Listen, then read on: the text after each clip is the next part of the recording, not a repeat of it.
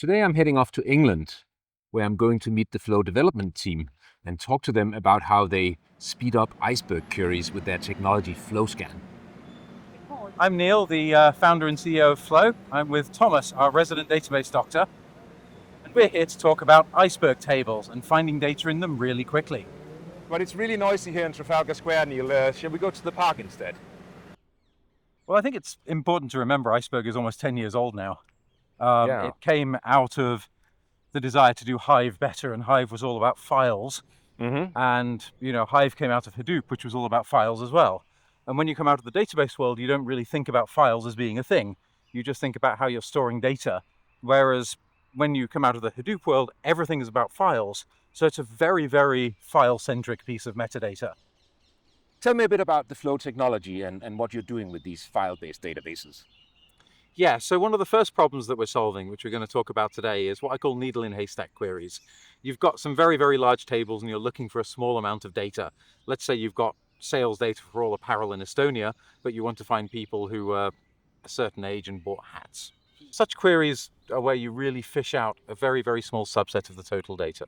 You can't really do that with these file-based formats. So what is it you're building to make that better? What does it look like? It's hard with the file-based formats because a lot of the range information you need, like this file stores people aged 10 to 20 or has people with hats that are brown and red or something like that, is often missing from the data. You might have it at a file level, but when you go inside the file, you have row groups, you have pages. You really want that as granular as possible. So when you go fish your needle out the haystack, you can be as precise as possible. Often that information is missing, and we learned in some cases it's wrong as well. Some writers actually have bugs in the code and they'll write that wrong. So we've learned to trust nothing, but also add all this extra indexing along the side. That must be solved in quite a lot of metadata, these data structures you're dealing with. How large do they get and what do you do to solve that? Typically a few percent of the size of the original data, so 7 to 8% would be fairly normal. Right. But it means even the code that builds those, that does lookups in those, has to deal with that metadata not necessarily fitting in memory. So you've got to be smart about that. And that's what allows you to find these needles in haystack really fast. Yes, very, very quickly, in milliseconds or even microseconds in some cases. And that's really good in the cloud, just to be clear. And it's and this would, I assume, make AI workloads behave quite a lot better than for example, the video I recently made that showed that these AI workloads really misbehave very often. Yeah, the agents really like to play around and look at data, perhaps a lot more than a human does. Like, let's try this, let's try that, let's have a look. No, I'm going to go do that instead. I mean, you tell me your experience with that. Oh, I mean, you just see some absolutely mad queries, and often you can't brute force them with these small engines.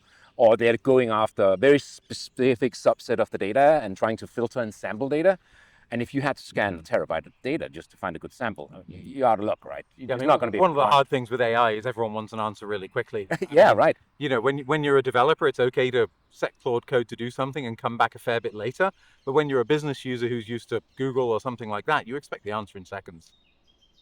You're introducing the ability to find things very quickly in a Lakehouse.